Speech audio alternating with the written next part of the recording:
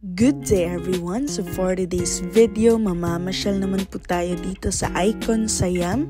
Ayan, isa sa mga pinakamalaking malls dito sa Bangkok, Thailand. Napakasosyal among the malls na napuntahan po natin.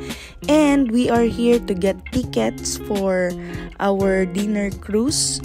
Andito lang din yung pier, kaya we have to really go to Icon Siam before we can have our dinner cruise. Anyway, our dinner cruise is 7 PM pa naman. Nagpunta lang tayo dito earlier para makapamasyal din sa Icon Siam. Sayang naman din pag malate kasi baka maiwanan pa tayo. And according to the rule, 30 minutes before the time dapat andito na at nakaabang na sa waiting area nila. So, ito na nga yung waiting area at dito tayo pipila maya-maya. So, since maaga pa, kukuha na lang tayo ng mga video dito. Napaka-relaxing. Magpapahangin lang muna tayo dito. Relax and enjoy lang muna the view while waiting sa schedule ng ating dinner cruise kasi maya-maya pa talaga yon. And yan na nga yung waiting area. Marami na nakaabang. And nandito na nga din tayo at nakapila kasi we are about to board our boat na, but hindi pa yan yung boat kasi we booked at Chao Phraya Princess Cruise. Ito is Alangka Cruise. Ayan. So, yun nga medyo umuulan.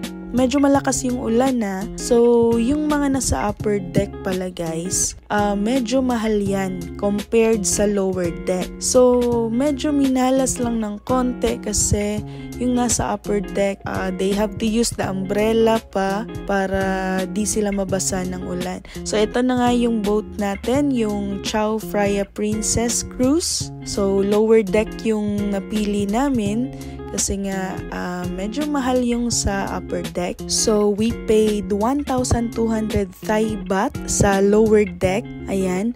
So, the same lang naman yung food menu and then at the same time merong entertainment sa lower deck at saka sa upper deck. Ang difference lang is that aircon yung sa lower deck and then sa upper deck, if you want fresh air, ayun, pwede kayo doon. And better siguro yung view pag nasa taas, pero since pareho lang naman yung food, buffet, so okay na dito sa lower deck.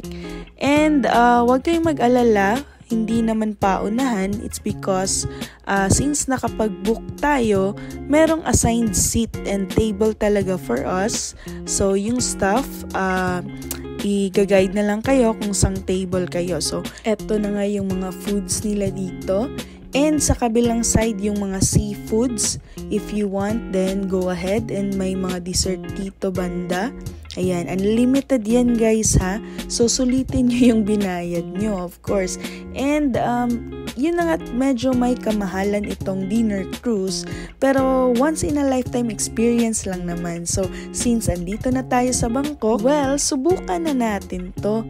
Ayan, so kumuha kami ng sushi at saka steak and meron ding ayan, mga seafoods. So nakailang balik tayo guys, sulit na sulit. Ang sarap din talaga ng mga pagkain nila dito. Of course naman, luto ng mga chef, napakasosyal. Ayan, so fine dining.